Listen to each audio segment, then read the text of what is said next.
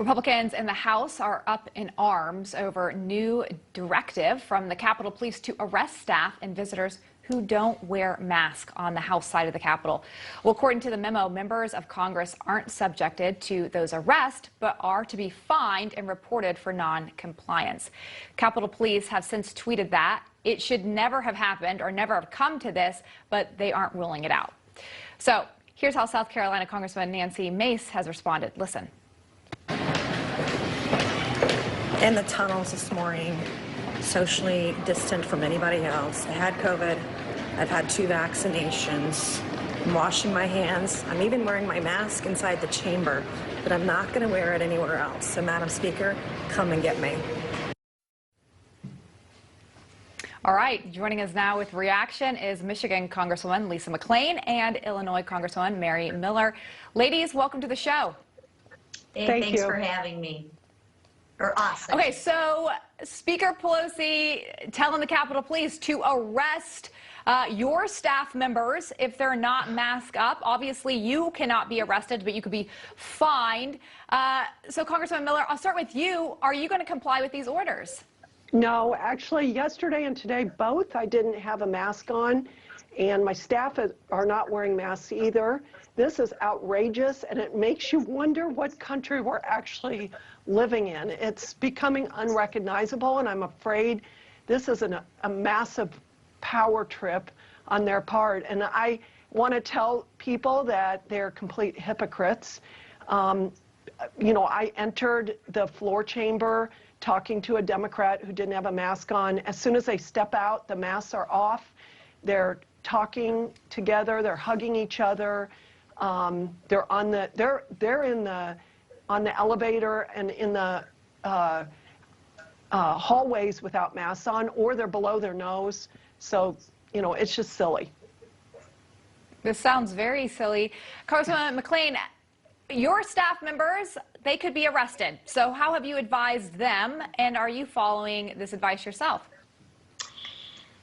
Listen, this mask mandate does not follow science.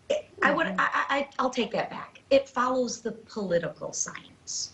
And I think my staff, the members of Congress, the members of the Senate, the American people, what they want is a little bit of logic, a little bit of common sense, and some consistency.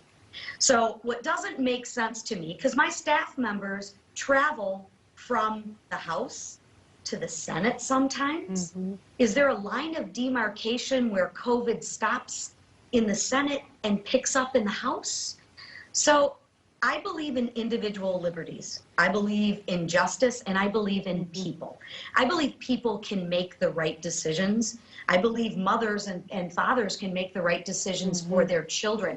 They don't need big government telling them to wear a mask. So I'm not going to advise my staff to wear a mask or not to wear a mask. I'm going to live by the same rules in which I tell everyone to live by. It's your individual liberties. What do I think personally? I think the masks are absolutely ridiculous. Do not follow the logic. Absolutely do not follow the science. And I mean, honestly, fact is better than fiction. We can't write this. Congresswoman McClain, what happens if one of your staff members gets arrested? Are you telling them it's okay, or that you're telling them not to wear a mask, or you're saying mask up because I don't want you arrested? How are you handling that? Call me. I have bail money. Yeah, you get arrested, or you don't get arrested in San Francisco for shoplifting, but you do for not wearing a mask in D.C. That's interesting. Hey, but I do want to switch gears since we have you both. Yeah, I want to switch gears since we've got you both. Talk about this infrastructure package. The Senate's just passed a procedural vote on the $1.2 trillion bill. However, Speaker Pelosi has actually repeatedly said that she won't consider the bipartisan plan unless it comes attached with that $3.5 trillion reconciliation bill. So considering that the midterms are next year, how do you think she's going to play this one out? Will she cave or will she pander to progressives? Representative Miller, I'll go to you first. Well, I think she's going to pander to the progressives. And again, it's outrageous spending, and what we're doing to our children's futures is, you know, hard to wrap our minds around. Also, it's a progressive wish list. We do need infrastructure, and it's one of the main roles of government, and they are what I'm hearing is that $1 out of every $2 that they want to spend is going to go toward the Green New Deal. And it's, you know, just really a waste of money. I personally don't think it's going to pass in the House because I think that certain Democrats in certain seats are going to have, they're not going to get reelected if they vote for this.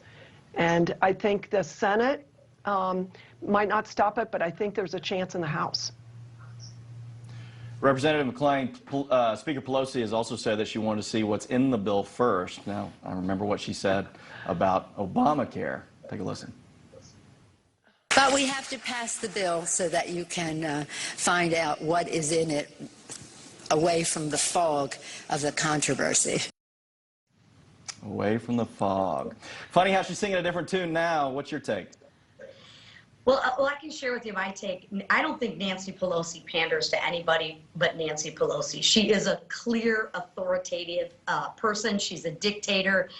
She doesn't care about anybody in her party. She's on her last term. She's going to do what she wants to do when she wants to do it without any regard for the American people. So let's just start with that. I haven't seen the infrastructure bill. I'm extremely hopeful because we really do need infrastructure as it pertains to our bridges, our roadways, broadband, our ports. I hope when we get the bill, which I have not seen, but I hope when we get the bill, it's actual infrastructure. I realize hope isn't a strategy, but I hope that it's real infrastructure and we don't see, like we've seen before, all this pork getting put into the infrastructure bill. And I think the tactic of giving it to us in the 11th hour isn't a good tactic because I actually want to read what's in the bill before I actually vote on it.